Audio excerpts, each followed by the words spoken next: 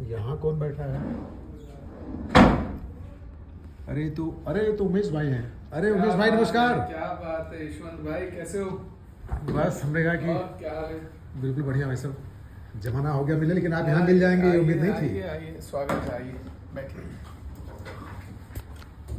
मैं तो ऐसे ही जो है, चूंकि यहाँ पे आया था एक मामले में, तो सब वकील साहब लोगों से मिल रहा था, तो मैं झांका जो है, मैं देखे कौन कौन कितना बड़ा एम्पायर है, तो अचानक जो है आप दिख गए। हाँ, मेरी भी तारीख। अच्छा, तारीख है आपकी? हाँ, मेरी आज डेट थी। लेकिन आप बताइए, मिल गए हैं तो मैं तो आपको फेसबुक पे देखता रहता हूँ, सब्सक्राइब कर रखा हूँ उसमें, फेवरेट में जो है आपके हर वीडियो दिखते हैं। कभी लौंडे कहते हैं जे उमेश है, कभी किसी गरीब के यहाँ, कभी किसी अभिनेत्री के साथ चाय की दुकान पे, कभी किसी सिंगर के साथ गाना गाते हुए। मैंने क्या भाई साहब, उमेश कुमार की इतने सारे रूप जो है, मैंने कभी मीडिया डॉन, कभी जो है विधायक, कभी जो है दबंग माफिया, पूर्व विधायक से पंगा लेता हुआ जो है खूंखार उमेश। कितने रूप है भाई साहब आपके जो है। यशवंत भाई, आप और हम बहुत पुराने मित्र हैं और लगभग आपकी हमारी मित्रता को आज 15 से 20 साल होने जा रहे हैं। बिल्कुल, मुझे एनएनआई के याद है। हाँ, 2008 से 7-8 से, हाँ। तो लगभग 18 साल हो गए। जीवन में जहाँ वो कहते जाय विधि रखे राम ताई विधि रही है, तो जैसे जैसे रूप में ईश्वर ने लेकिन डाला। किसी एक आदमी के इतने शेड हो सकते हैं जीवन में, इतने माने शेड्स हैं लाइफ पे आपके, ग्रे भी है, येलो भी है, ग्रीन भी है, रेड भी है ना, हर कलर है आपके जीवन में। इतना सब कैसे मैनेज कर लेते हैं अकेले आप जो है? मुझे लगता है कुछ न कुछ ईश्वरीय कृपा भी है, क्योंकि सामान्य मनुष्य तो जाने कब का निपट चुका होता है, वो भगवान क्या चला गया होता। ये ईश्वर की कृपा है, क्योंकि आपने वो समय भी देखा है जब पुलिस जो है घर के नीचे डेरा जमाई थी। आपने वो समय भी देखा है जब फरारी और काट हम लोग रहे जो थे। है सीढ़ियों पे धरना दे दिए कि पुलिस ऊपर न जाए। हाँ, मुझे याद है वो 21 फरवरी 2011 की बात है। उमेश अग्रवाल का फोन आया था। उत्तराखंड पुलिस जो है मेरे घर पर उन्होंने एक NBW लेकर छापा डाला था। उस समय भ्रष्टाचार बहुत सारे उजागर किए गए थे, तो फिर आप, अनुरंजन झा जी और कई सारे और पत्रकार, कई सारी ओबी बहन आप लोगों ने नीचे बुला ली थी, और वो ठंड भरी रात जो है, से फोन आया था उनका, उमेश अग्रवाल जी का, जो स्वर्गीय हो गया। हाँ, उन्होंने मुझे इतला किया था, मैं खाना खा रहा था, कह रहे उमेश भाई क्या पुलिस, मुझे याद है उनका फोन आया तो था। उस समय भी पूरी रात आपको पता है कैसे कटी थी, किस तरीके से हम छत के रास्ते से वहाँ से निकले थे। उसके बाद सरकार ने इनाम रख दिया, वांटेड डिक्लेयर कर दिया, लुकआउट सर्कुलर जारी कर दिया, घर की कुर्की कर दी। और मुझे तो, आपको वो भी याद होगा, मैं बताता हूँ, एक रात में अचानक आपके घर आ गया था। हाँ, क्योंकि फ़ोन बंद थे और सब फ़ोन सर्विलांस पे थे, तो मैं अचानक आपके यहाँ रात को पहुँच गया था। मैंने कहा यशवंत भाई खाना खिलाओ, तो आपने उस रात मुझे भोजन कराया था। तो ये जीवन के रंग हैं जो आदमी को हर तरीके के दौर से गुजरना पड़ता है। और सबसे बड़ी बात यह कि अगर हम गलत होते, हम सच्चाई के रास्ते पर नहीं होते और हम कुछ भी गलत काम करते होते, तो शायद मुझे कई बार दफना दिया गया होता, कई बार जो है ख़त्म कर दिया गया होता।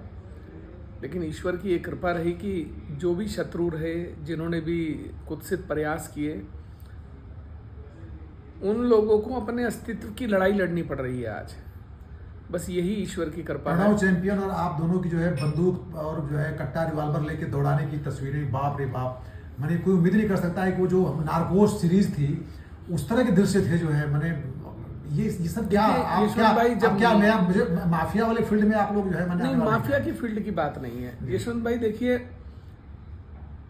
जब घर परिवार पर बात आती है, कमजोर से कमजोर व्यक्ति भी हथियार उठा लेता है।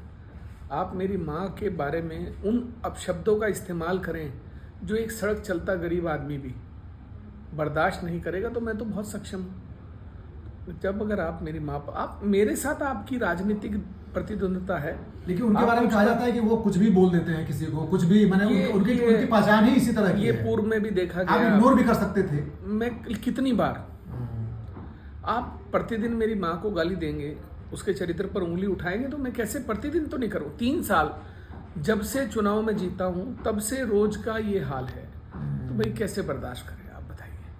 तो ये तो चलता रहो। और बताइए सब क्या खबर है, कैसा चल रहा है जीवन? बहुत बढ़िया। एक आखिरी सवाल जो है कि ये जो सारे सेलिब्रिटीज हैं क्रिकेट स्टार हो या फिल्म स्टार हो या सिंगर हो, ये सब के सब जो है मैंने, या स्पिरिचुअल स्टार हो, जो स्पिरिचुअल गुरुज हैं, ये इतने लोगों को साथ कैसे लेते हैं भाई साहब? क्या आप किस सब मतलब लोग जो कॉमन मैन कहता है कि उमेश कुमार के 10 हाथ हैं, 10 सिर हैं, अब रावण नहीं कहूंगा मैं, लेकिन मैंने आपके पास ऐसी टीम है क्या? अकेले करते हैं कि टीम है कोई? नहीं, कोई टीम नहीं है। मैं तो सबके साथ जो लोग प्यार देते हैं उनको प्यार देता हूँ। अब देखिए ऋषभ पंत छोटा भाई है, अब लोग कह रहे हैं कि भाई वहाँ पर, अब देखिए उनके पिताजी नहीं है, वो सिंगर जो है घर में विवाह था और उनकी माताजी मुझे भाई मानती हैं, तो पूर्णतः जिम्मेदारी ये थी कि भाई उमेश भाई आप करें, कैसे हट सकते हैं आप जिम्मेदारी से।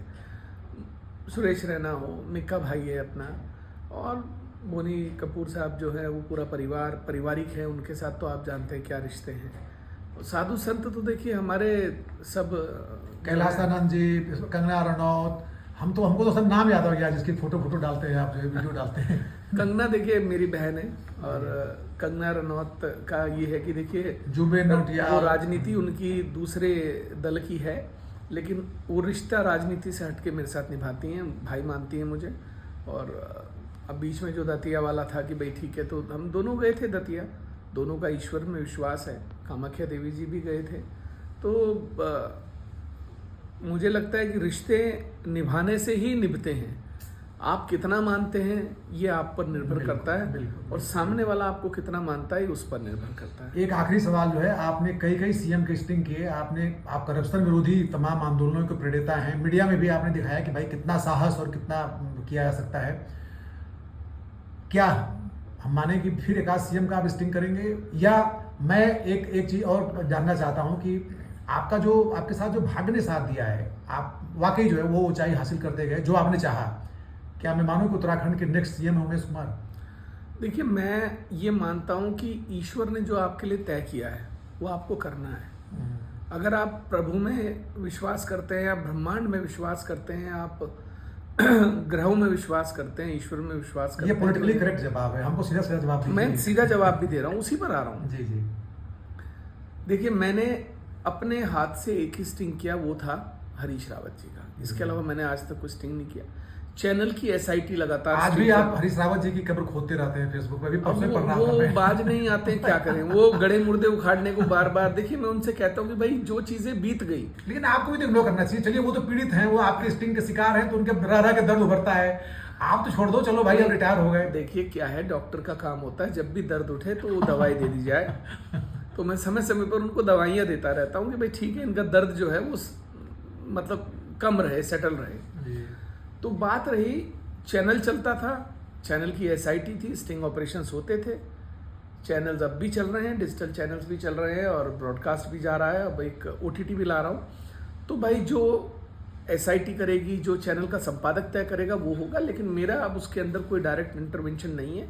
और एमएलए रहते हुए, राजनीतिक पद पर रहते हुए आप स्टिंग नहीं कर सकते, ये मर्यादा से परे है। तो मैं अपनी मर्यादाओं में रहता हूं। मैंने अब जो है लोग अब हमें हमें राजनीति में लोगों ने भेजा है, लोगों ने विधायक चुनकर भेजा है, तो जो बातें उठानी है, जिनको हम पहले कैमरे से दिखाते थे, उनको हम सदन में उठाएंगे ना, वहां सदन में लड़ाई लड़ेंगे, खुलकर लड़ेंगे, या जनता की समस्या होगी उसको उठाएंगे। तो मेरा ये मानना है। तो इसलिए अब कोई कतार में है या नहीं है, इस पर तो चैनल के संपादक तय करेंगे, और बाकी हम तो अपना जो हमें। मेरा सवाल का जवाब रह गया। आपका अगला लक्ष्य क्या है उत्तराखंड की सीएम की कुर्सी? मैंने आपसे क्या कहा, मैं कुंडली में विश्वास करता हूँ, ईश्वर ने लिखा होगा तो बनेंगे, नहीं लिखा होगा तो नहीं बनेंगे। कभी सोचा था कि निर्दलीय विधायक बनेंगे? बिल्कुल ठीक बात है। तो जब यही नहीं सोचा था, आप और मैं कभी बात करते थे, तो जब राजनीतिक बात आती थी तो कभी भी हमने गंभीरता से इस बात को नहीं लिया कि विधायकी का चुनाव लड़ना चाहिए।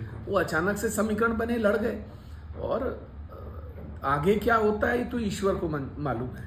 मेरी शुभकामनाएं रहेगी और इच्छा रहेगी प्रभु से कि आप जो है आपकी रफ्तार ये कायम रहे, और जब आप सीएम बने तो प्लीज हमें जो है मीडिया एडवाइजर बनाना ना भूलें।